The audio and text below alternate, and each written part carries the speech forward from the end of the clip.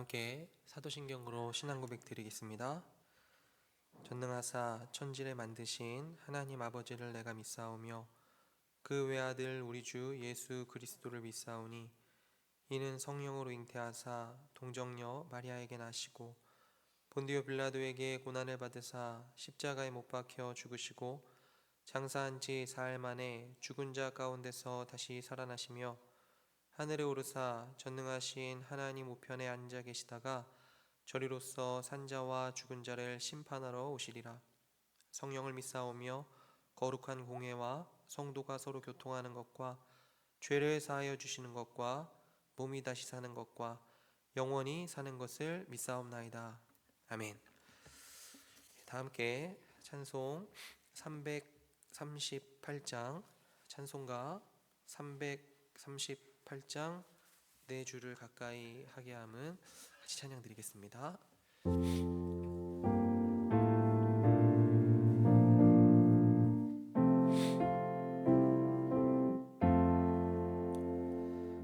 내 주를 가까이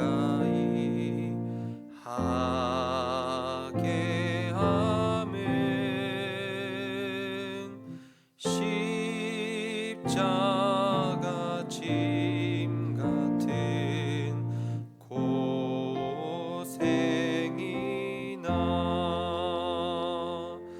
내 인생 소원은 늘 찬송하면서 주께 더 나아가길 원합니다.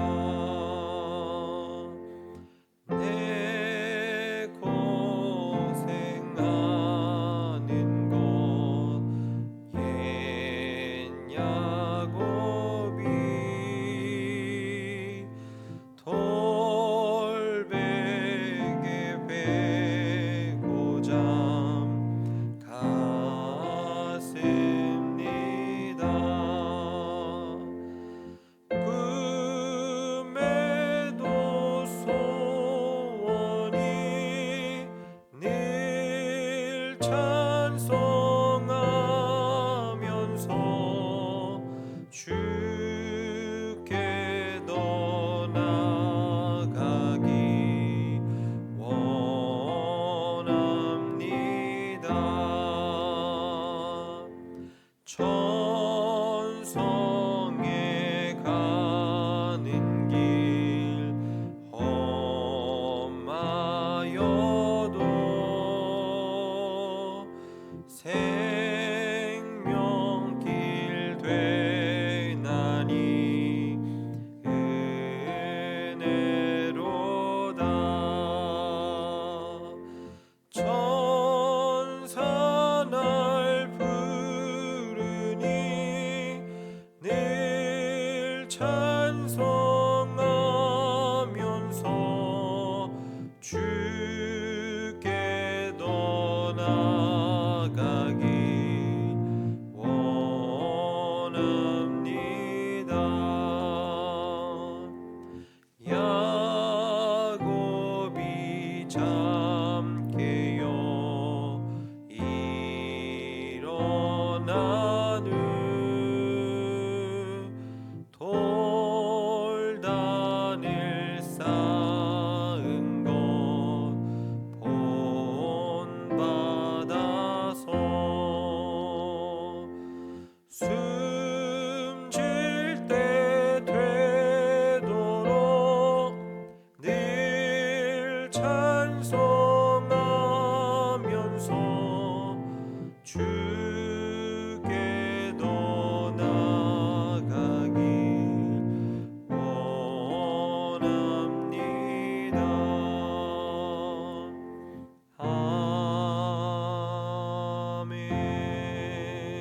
아멘.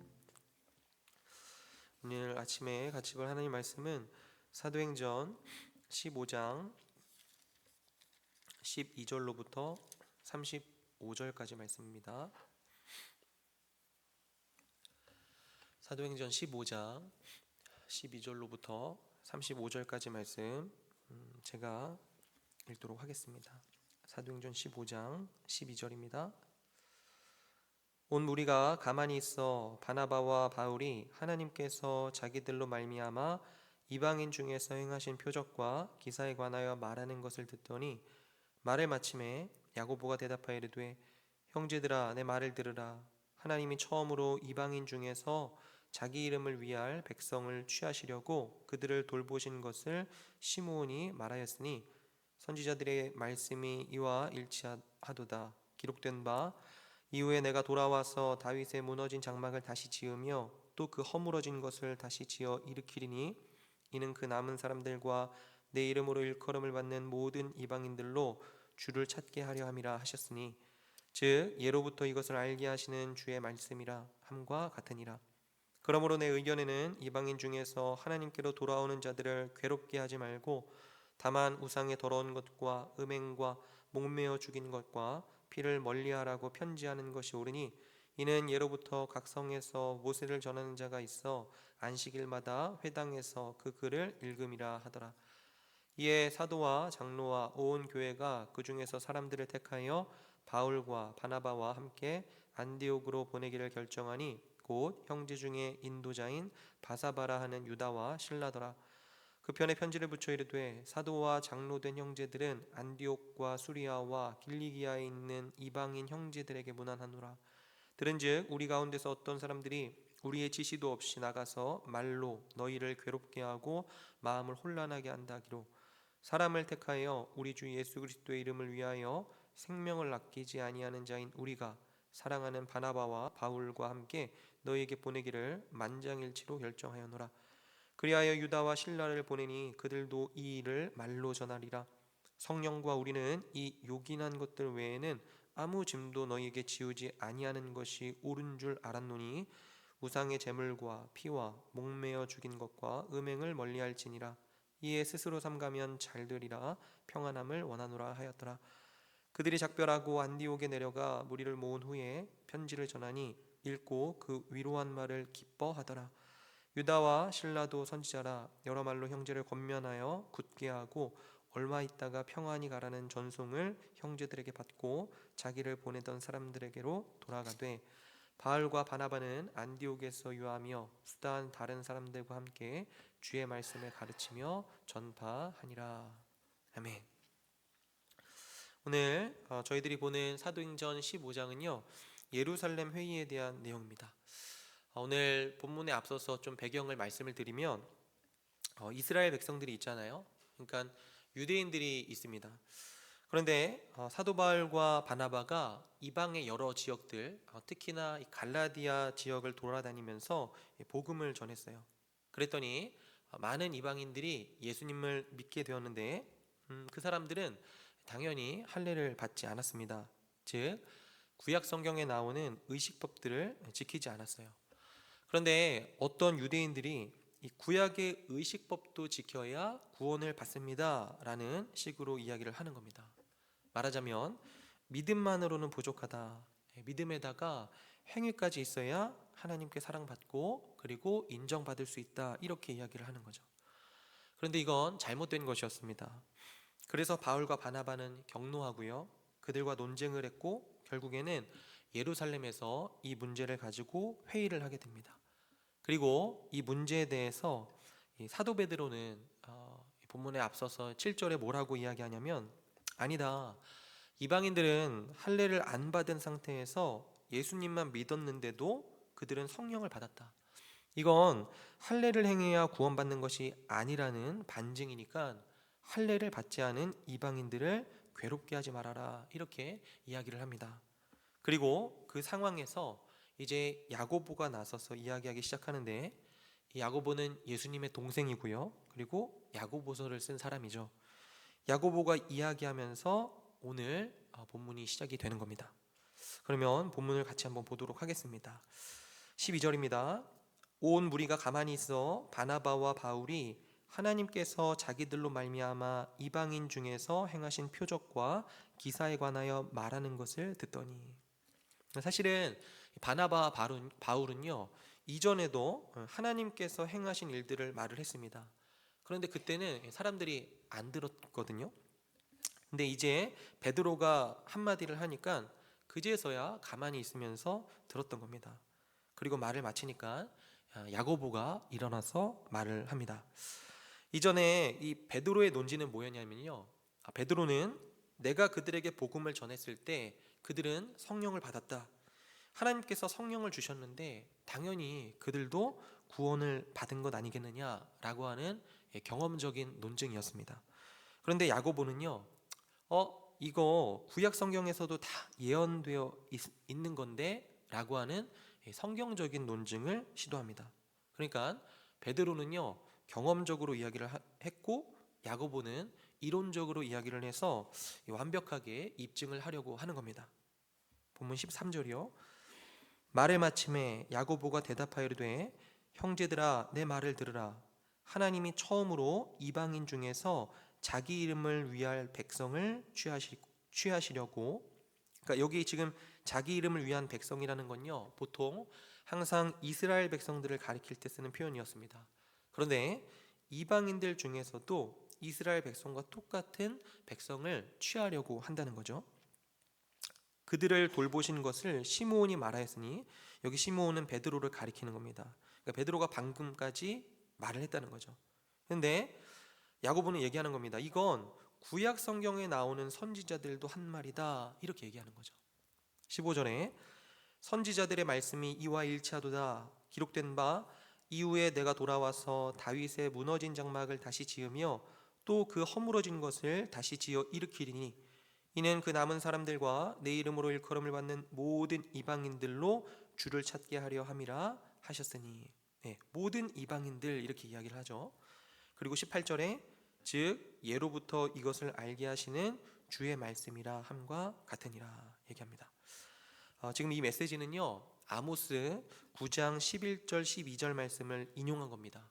그러니까 지금 야고보는요, 이렇게 이야기를 하고 있는 거예요. 너희들 전부 다 아모스 알지 않느냐. 아모스 9장 11절 12절을 보면 지금 우리가 경험하고 있는 이 상황들, 그러니까 이방인들이 예수님을 믿고 성령을 받고 변화되는 이 상황을 이미 이야기를 했다. 이방인들이 구원받을 것에 대해서 예언이 지금 성취되고 있는 중이다. 그러니까 이것에 대해서 이방인들을 괴롭게 하지 말아라, 이렇게 말을 하는 거죠. 그래서 19절 보시면 그러므로 내 의견에는 이방인 중에서 하나님께로 돌아오는 자들을 괴롭게 하지 말고 얘기합니다. 그러니까 할례 자꾸 주려고 하면서 괴롭게 하지 말아라. 있는 그대로 그들을 받아들여줘라. 그들은 이미 구원을 받았다, 이렇게 말을 하는 거죠. 그리고 20절에 다만 우상의 더러운 것과 음행과 목매어 죽인 것과 피를 멀리하라고 편지하는 것이 옳으니 이야기합니다. 그러니까 우리들이 여기까지의 내용을 볼 때, 그리고 20절을 바라볼 때 이렇게 생각을 할 수 있겠죠. 아니, 아까는 할례, 그러니까 구약의 의식법 안 지켜도 된다면서, 그런데 20절에 나오는 이 모든 것들은 왜 다시 지키라고 말을 하느냐 생각할 수 있겠죠. 사실 20절에서 금지하고 있는 것은 레위기에서 피하라고 명령하고 있는 것들입니다. 그러면 할례는 안 지켜도 된다면서 이건 왜 지키라고 하는가, 이렇게 생각을 할 수가 있다는 거죠. 근데 한번 보십시오. 20절은 무슨 말이냐면 이런 겁니다. 이건 여전히 피를 먹으면, 그러니까 선짓국을 너희들이 먹으면 너희들은 구원받지 못한다라고 하는 그런 의미가 아닙니다. 이미 성경은요, 무엇이든지 양심에 의해서 묻지 말고 다 먹어도 좋다 가르칩니다. 그러니까 구원에 있어서 먹는 것은요, 문제가 되지 않습니다. 근데 한번 보십시오. 아직도요, 유대인 그리스도인들 입장에서는 이 피를 먹는 것은요, 문화적으로 나쁜 거란 말이죠. 문화적으로 거부감이 상당한 것입니다. 그런데 그런 상황에서 그리스도인들이 가가지고 피 이거 먹어도 전혀 상관없다, 이거 먹는다고 구원 못 받는 거 아니야 라고 하면서 그들 앞에서 선지국을 먹는다, 이렇게 생각을 해보십시오. 이건요, 상대를 사랑하는 것이 아니죠. 자기가 누리는 자유를 상대를 섬기기 위해서 쓰는 것이 아니고 자기를 자랑하려고, 자기가 옳다는 것을 말하고자 사용하는 겁니다. 그러니까 이거는 안 된다는 거예요. 그래서 21절에 이는 예로부터 각 성에서 모세를 전하는 자가 있어 안식일마다 회당에서 그 글을 읽음이라 하더라. 그러니까 구약 성경에 있는 모든 이야기가 성취되었기 때문에 이미 레위기에 나오는 율법들, 의식법들은 안 지켜도 되지만 그걸 너희들이 안 지켜도 된다고 해서 너희들 자랑하려고 그 자유를 쓰지 말아라. 사람들을 섬기기 위해서 너희들의 자유를 제한해라. 이렇게 이야기를 하는 겁니다. 여기까지 모든 것이 정리가 되었습니다. 예루살렘 회의를 통해서 중요한 발언자였던 베드로와 그리고 예수님의 동생인 이 야고보의 발언으로 모든 사항들이 정리가 되었어요. 구원은 오직 믿음으로 말미암아 받는 것이고 그들이 꼭 할례를 받지 않아도 구원을 받을 수 있다라고 하는 사실이 결정되었습니다. 그러므로 이방인들 중에서 예수님 믿는 사람들을 괴롭히지 말라라고 하는 결론이 난 거죠. 그리고 이제는요, 이 소식을 예루살렘이 아니고 안디옥 교회에도 알리기로 합니다. 그래서 22절 보시면 이에 사도와 장로와 온 교회가 그 중에서 사람들을 택하여 바울과 바나바와 함께 안디옥으로 보내기를 결정하니 곧 형제 중에 인도자인 바사바라는 유다와 실라더라. 지금 바울과 바나바를 다시 안디옥 교회로 보내기로 했습니다. 그러니까 이 기쁜 소식을 전해줘야 되는 거잖아요. 그런데 이 둘이 가서 전하면 또 야, 예루살렘에서 그런 회의가 어디 있었냐? 그 거짓말 아니냐? 그동안 이 바울과 바나바를 반대했었기 때문에 이런 식으로 말할 그 유대주의자들이 나타날 가능성도 있으니까 예루살렘 교회에서 교사 역할을 수행했던 유다와 실라를 같이 보내고자 합니다. 그리고 그들 편에 편지를 붙이는데 23절에 그 편에 편지를 붙여 이르되 사도와 장로된 형제들은 하면서 형제들이라고 하는 표현을 쓰죠. 그러니까 베드로, 요한, 야고보나 야고보가 다 형제들이다 이런 것이고 안디옥과 수리아와 길리기아에 있는 이방인 형제들에게 문안하노라 하면서 또 형제들이라고 하는 표현을 쓴단 말이죠. 결국 이방인이나 유대인이나 다 같은 형제라고 쓰는 것은 행위로가 아니고 오직 믿음으로 예수 그리스도의 공로로 말미암아 구원받기 때문이라는 것이 여기에서도 더 분명해지는 거죠. 그리고 24절 이하에서 35절까지 이 안디옥 교회에 이 소식이 잘 전해졌다는 것과 그 소식을 본문 31절을 보시면 안디옥 교회가 기쁨으로 받았다라고 하는 사실에 대해서 기록을 합니다. 해피엔딩으로 얘기가 끝나는 거죠.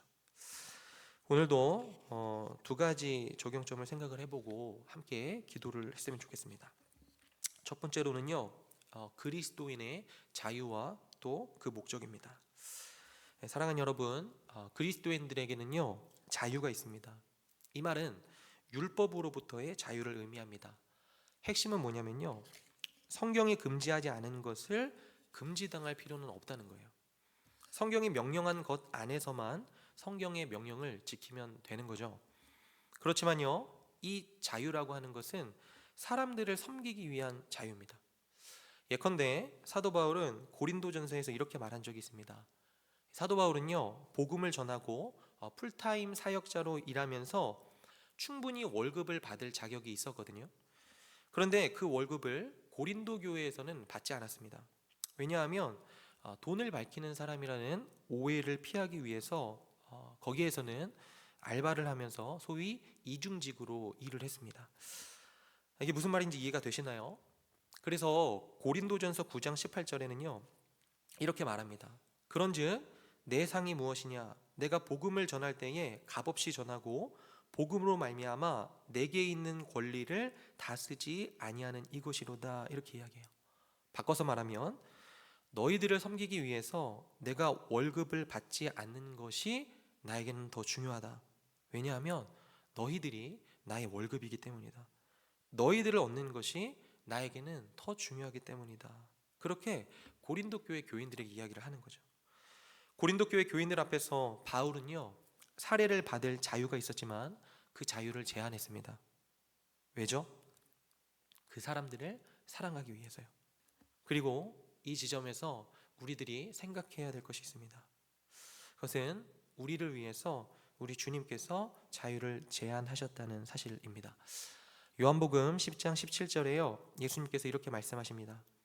내가 내 목숨을 버리는 것은 그것을 내가 다시 얻기 위함이니 이로 말미암아 아버지께서 나를 사랑하시느니라. 이를 내게서 빼앗는 자가 있는 것이 아니라 내가 스스로 버리노라. 그러니까 예수님은요, 억지로 굴종으로 십자가로 가신 게 아니었습니다. 십자가로 가지 않으면 예수님한테 큰일이 나기 때문에 그러신 게 아니었다는 말입니다. 우리들을 얻기 위해서 십자가로 가셨습니다. 사랑하는 여러분, 사랑을 하면요, 자유를 제한하게 되죠. 부모가 자녀를 낳으면 자녀 때문에 자신의 자유를 제한하게 됩니다. 왜죠? 사랑하니까요. 실제로 십자가에 가시기 전에 사람들이요, 예수님을 잡으러 왔었습니다. 그리고 그때 베드로가 옆에 있었어요. 베드로가 예수님을 잡으러 온 사람들 중에 한 사람의 귀를 쳐서 귀를 떨어뜨리는 일이 있게 됩니다. 말고라는 사람이죠. 예수님께서는 그 말고라는 이의 귀를 만져서 고쳐주면서 뭐라고 하시냐면 마태복음 26장 53절에 너는 내가 내 아버지께 구하여 지금 12군단도 더 되는 천사를 보내시게 할 수 없는 줄로 아느냐 말씀하세요. 무슨 말이죠? 12군단도 더 되는 천사들을 보낼 수 있다. 여기 있는 애들도 전부 다 내가 쓸어버릴 수 있다. 내가 십자가로 안 가면 안 갈 수 있다. 그러나 나는 안 가지 않는다. 갈 것이다. 왜냐하면 너희들을 사랑하기 때문에 이렇게 말씀을 하시는 거죠. 그분은요, 우리를 얻기 위해서 자유를 희생했습니다. 그분에게 있어서 진정한 월급은요, 우리 자신이었으니까요. 만약 우리 주님께서 난 나의 권리를 전부 다 쓰면서 살아갈 거야 라고 하셨다면요, 우리들은 전부 다 지옥에 갔을 것입니다. 그러나 그분이 사랑으로 자신의 권리를 희생시키셨어요. 이것이 오늘 첫 번째 좀 생각을 해보고자 하는 것이고요. 두 번째로 우리를 위해서 끊어지신 예수님을 생각을 해봤으면 좋겠습니다. 오늘 사도행전 15장의 이 모든 문제는요, 사실은 할례의 이야기입니다. 그리고 할례를 받지 않으면 우리 안에 낄 수 없어, 교회 안에 낄 수 없어 라고 말하는 사람들의 주장 때문에 생긴 일이죠. 그런데 이 문제에 있어서 나중에 사도 바울은 골로새서를 쓰면서 이런 이야기를 합니다. 이방인 그리스도인들한테 이런 이야기를 해요. 골로새서 2장 11절인데 또 그 안에서 너희가 손으로 하지 아니한 할례를 받았으니 곧 육의 몸을 벗는 것이요 그리스도의 할례니라 얘기합니다. 무슨 말이냐면 골로새 사람들은 이방인이니까 할례를 받은 적이 없습니다. 이방인이니까요.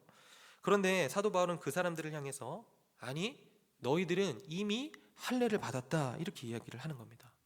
어떻게 해요? 그리스도의 할례를 받았다 이야기를 하는 겁니다. 그러니까 너희들이 할례를 받은 게 아니고 그리스도께서 너희들 대신에 할례를 받았다라고 하는 의미입니다. 여러분, 할례는요, 남성 성기 표피 앞쪽을 끊음으로써 뭘 의미하는 거냐면 우리가 우리들의 힘으로 살아갈 수 없을 뿐만이 아니고 동시에 하나님께 범죄한 인간이 하나님께로부터 끊쳐져야 된다라고 하는 것을 몸에 상징시키는 일종의 교육 행위였습니다. 구약시대 때 있었던 교육 행위고 일종의 성례였던 거죠. 그런데 예수님께서 우리를 대신해서 끊쳐지신 겁니다. 하나님께 저주를 받으셨단 말이에요. 우리가 원래 저주를 받아야 되는데 그분이 저주를 받으신 겁니다. 그러니까 그분이 우리 대신에 할례가 가리키고 있는 궁극적인 저주를 그분이 받으셨다라고 하는 거예요. 그래서 그는 이사야서 53장에 보면 곤욕과 신문을 당하고 끌려갔으나 그 세대 중에 누가 생각하기를 그가 살아있는 자들의 땅에서 끊어짐은 마땅히 형벌받을 내 백성의 허물 때문이라 하였으리요 이렇게 말을 합니다. 주 안에 사랑하는 여러분, 그분이 하나님께로부터 끊어짐으로 우리들이 나음을 입은 것입니다. 그분이 우리의 허물을 대신 지셨기 때문에 우리는 그분의 공로로 하나님께 받아들여지게 된 것이에요. 오늘 하루도 이 사실을 기억하셨으면 좋겠습니다. 우리 대신에 끊쳐지신 예수님의 그 사랑 안에서 오늘 하루도 안식하며 그 주님께 순종하는 삶을 살아가시는 저와 성도님들의 삶이 되기를 주님의 이름으로 축원드립니다. 기도하겠습니다. 사랑과 은혜가 풍성하신 아버지 하나님 감사합니다. 오늘도 우리 모두에게 새 하루와 또 새 날을 주심에 감사를 드립니다. 특별히 하루를 시작할 때 말씀과 기도로 하루를 시작할 수 있도록 도우시는 은혜 또한 감사드립니다. 주님, 오늘 말씀을 통하여서 다시 한번 주님께서 우리들에게 베푸신 사랑, 은혜가 무엇인지를 생각해 보게 됩니다. 오늘 하루도 주 안에서 주님을 사랑하며 안식하며 주께 순종하며 살아가는 우리들의 삶이 될 수 있도록 주님께서 함께하여 주옵소서. 감사드리며 우리 주 예수 그리스도의 이름으로 기도드리옵나이다. 아멘. 하늘에 계신 우리 아버지여, 이름이 거룩히 여김을 받으시오며 나라의 임하옵시며 뜻이 하늘에서 이루어진 것 같이 땅에서도 이루어지이다.